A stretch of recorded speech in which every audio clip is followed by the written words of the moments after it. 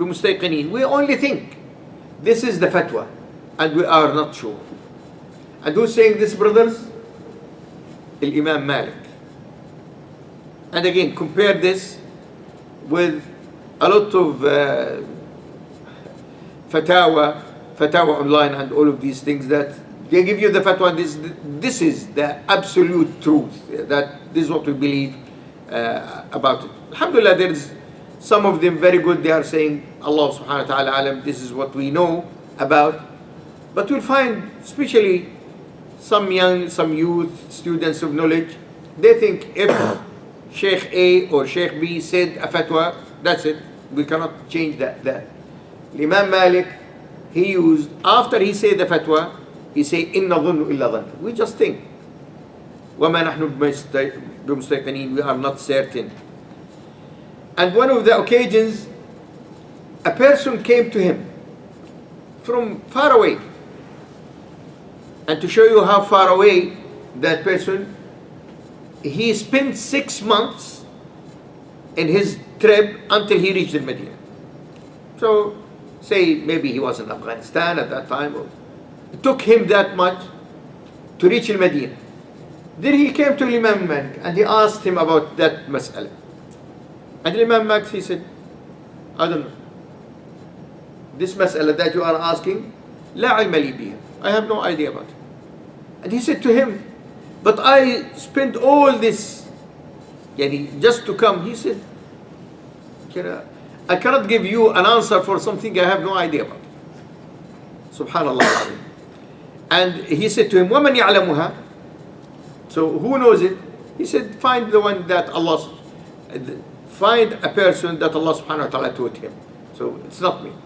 I am just answering with what I know. And he used to say, إنما أنا بشر أخطئ وأصيب فانظروا في رأيي فكل ما وافق الكتاب والسنة فخذوا به وما لم يوافق الكتاب والسنة فتركوه. He said, I am a human being. I do mistakes and I say it right. Look at what I am saying. If it is according to the Quran and the Sunnah, take it.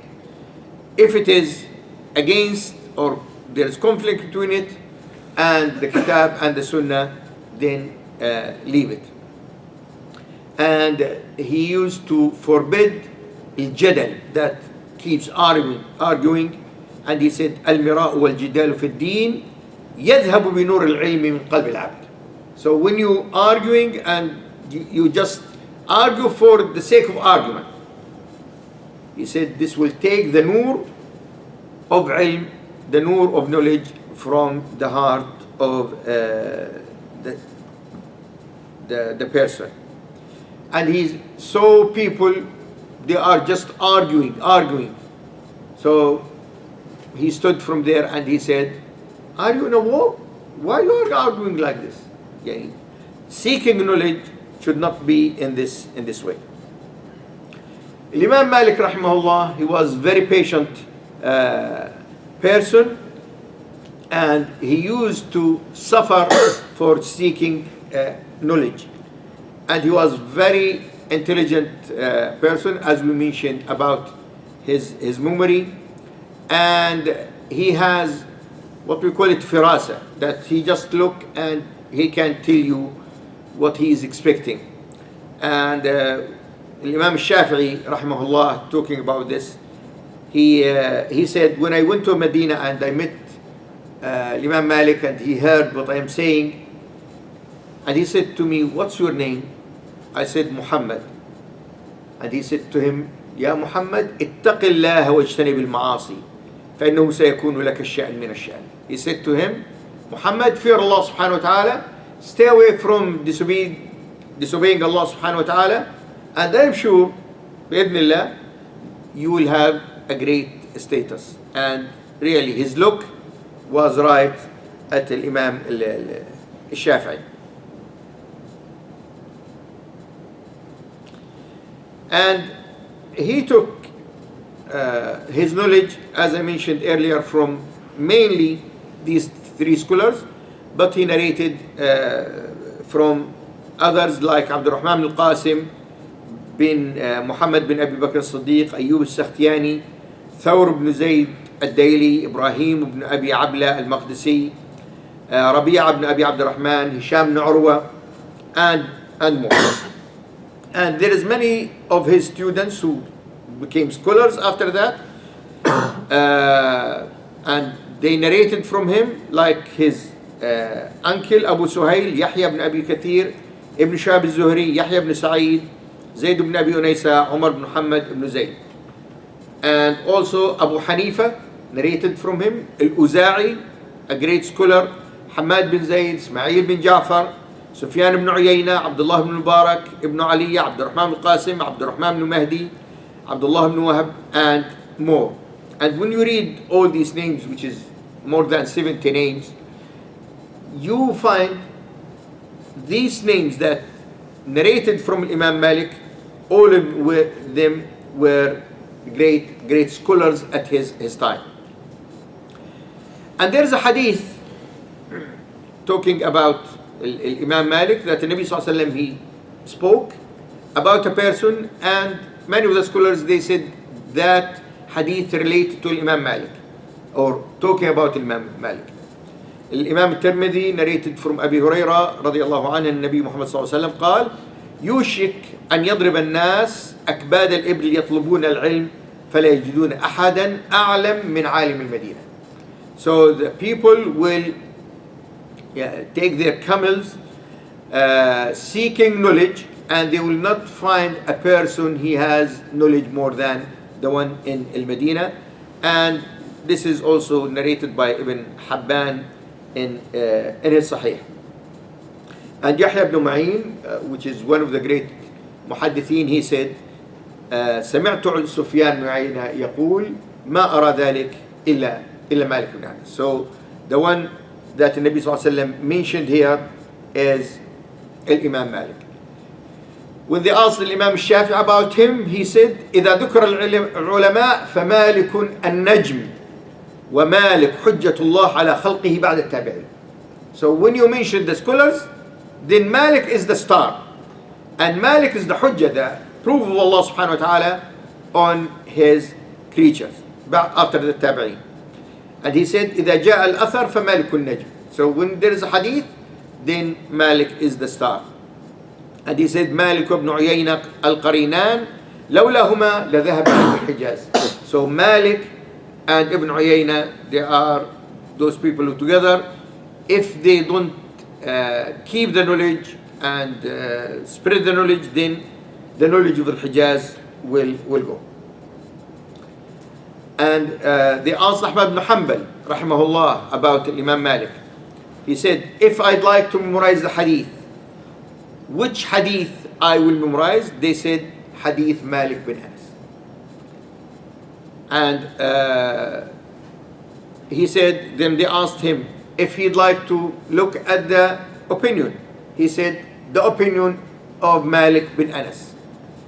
And Abdullah ibn Ahmad ibn Hanbal, the son of Imam Ahmad, he said, من أثبت أصحاب الزهري? Who's the one who's more when it comes to the hadith narrated from Zuhri? He said, Malik أثبت في كل شيء. And the scholars, even Imam al-Bukhari and Muslim, when they talk about, they say there's something called a silsila dhahabiyya, the golden chain. They said Malik an Nafi' an Ibn Umar an Nabi sallallahu alayhi wasallam. So if the hadith, it is from Malik, from Nafi', from Ibn Umar, then this means that you take this hadith without. And the same from Malik ibn Shihab. Al-Imam al-Dhahabi said about him that Imam Malik, he has many things, it didn't come to anyone else.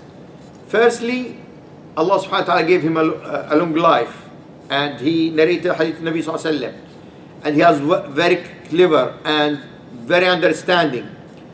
And all the A'imma, and this is, brothers, he's the only one that all the A'imma saying the same thing about him. اتفاق الأئمة على أنه حجة صحيح الرواية. So if you talk البخاري, Muslim, Abu Dawood, النسائي, الذهبي, Ibn Hajar, if you ask any one of them about the narrations from Malik, they are saying Imam Malik, he is the best in this regard. And Bukhari عن يحيى بن سعيد القطان, he said Malik أمير المؤمنين في الحديث. So you say Umar al-Khattab, Abu Bakr radiallahu anhu, Amir al-Mu'mineen, but when it comes to the hadith, Amir al-Mu'mineen in the hadith is Imam Malik bin Anas rahimahullah ta'ala. Imam Malik, in his life, he didn't establish a madhab for himself. So when we look at the other imam like Imam Abu Hanifa, he established his madhab. Imam Shafi'i, which we inshallah talk about him in the next lecture, he established his madhab when he wrote Al-Umm and the Risala. But Imam Malik, he didn't establish a madhab for himself.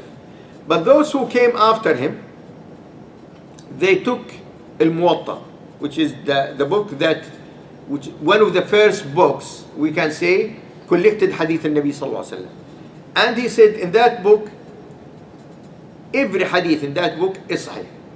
He didn't put in that hadith any hadith which is not authentic from the Prophet sallallahu alaihi wasallam. And at his time, Al-Muwatta was the reference for the knowledge. If you'd like to seek knowledge, then Muwatta al-Imam Malik was the reference. And this is why at his time, Khalifa Abu Ja'far al-Mansur, he spoke to him and he said, why we don't take your book, make copies of this and send it to the different cities, then all the people will take the hadith. And he said to him, no, I cannot do this because the Sahaba of Prophet Muhammad ﷺ and Tabi'een spread in different places. So I cannot say that all the hadiths in my book are authentic. Is it 5 past? Continue for 10 minutes. Okay.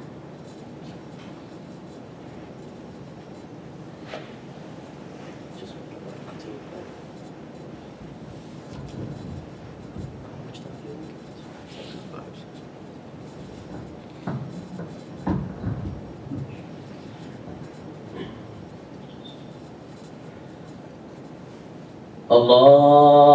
الله أكبر الله أكبر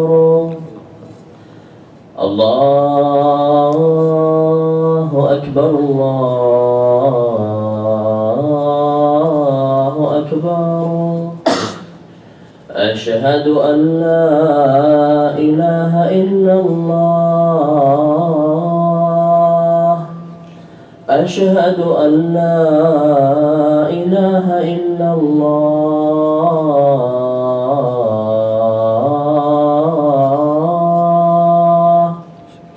أشهد أن محمدا رسول الله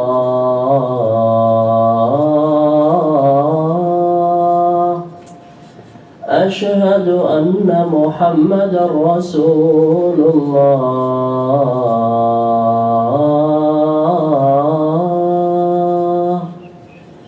حي على الصلاة حي على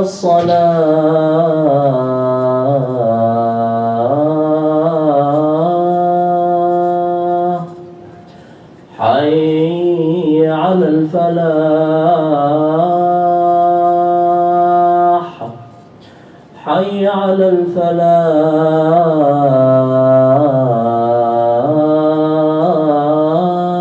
الفلاح الله أكبر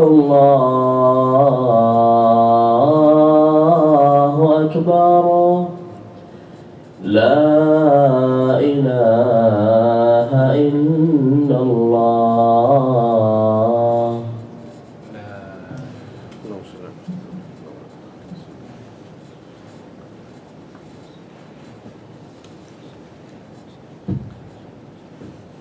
So Kitab al-Muwatta, brothers and sisters, is one of the first books which is collected the hadith of Nabi sallallahu alayhi wasallam, and it is, again, the way that he organized it is really amazing. At a time when really this type of books was very rare, so he's one of the first people who did the books in this way.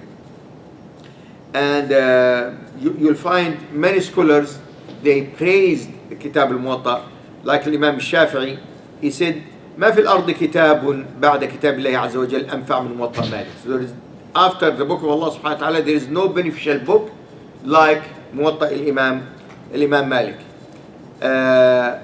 And Ibn al-Mahdi said, لا أعلم من علم الإسلام بعد القرآن أصح من موطأ مالك. So after the Quran, then you have Muwatta al-Imam Malik. And there is a lot of books after that, they explained it and talk about the masail that Imam Malik spoke about it. Now, just quickly about the way that Imam Malik used to do his fatwa. Firstly, he relied on the Quran and Sunnah Nabi sallallahu alaihi wasallam. There is something different between him and other scholars. He considered Amal Ahl al-Madina as Hujjah. So what the people of Medina doing in many of the ibadat, he considered this is Hujjah. This is a proof that this action is right. And also, he used al-Qiyas and he used al-Istihsan and other ways of making the fatwa. But the beautiful thing about Imam Malik, as I mentioned earlier, that when the hadith comes and he's sure that this hadith is authentic, he will change his fatwa. So for example, Imam Malik, he used about, to go between, when you wash your feet, to go by your fingers between the toes. He said, no, this is not sunnah. This is something maybe bid'ah. Then hadith came to him about this, then he changed his mind. One of the common things that you'll find the people who are following Imam Malik doing in the salah, for example, they are putting their hands, they don't make the qabd, they just, what they call it, al-isbal. And the strange thing that Imam Malik, rahimahullah, in al-Muwatta, he narrated the hadith of al-qabd, that hadith Nabi sallallahu alayhi wa sallam, that إنما معشر الأنبياء أمرنا بوضع أيمان على شمالنا في الصلاة, that الأنبياء ordered to put their hands, the right hands, on the left hands. And those who after that came after Imam Malik, only one of the narrators, which is Ibn al-Qasim, he narrated that Imam Malik, he used to make isbal, which is to put his hands alongside his body. But in the other narrations of al-Muwatta, you will not find that. And these days you'll find, for example, I saw this myself in Libya, those who are following Muhammad bin Ali Sanusi, they don't make isbal, they put their hands. Why? Because Muhammad bin Ali Sanusi, when he done Hajj at his time, and he looked at the book and he found that Hadith al-Qabd is Hadith Sahih, narrated by 50 of the Sahaba. So he changed the opinion, and you'll find him starting putting. As I mentioned earlier, in his time he didn't establish the rules of the madhab in itself, but after that it started. Where we'll find madhab Imam Malik, it started from al-Medina, then it went with the Muslims who made the futuhat in North Africa, then Spain, Andalus at that time. So these days you'll find it mainly in North Africa. There's many African countries also, Sudan. In the East Arab worlds, you'll find few, you'll not find that much. And there is some in Al-Hijaz in itself, they are following madhab al-Imam Malik. This is what Allah subhanahu wa ta'ala helped me to talk about Imam Malik. Obviously there is a lot to talk about him and his madhab and his school of thought. But really every time you read about these great scholars, you see that these days the people, they don't understand them and they don't appreciate them as they should be appreciated. I hope this will give you an idea about this great Imam rahimahullah ta'ala. أسأل الله سبحانه وتعالى أن ينفعنا بما علمنا وأن يعلمنا ما ينفعنا وآخر دعوانا الحمد لله رب العالمين. السلام عليكم ورحمة الله وبركاته.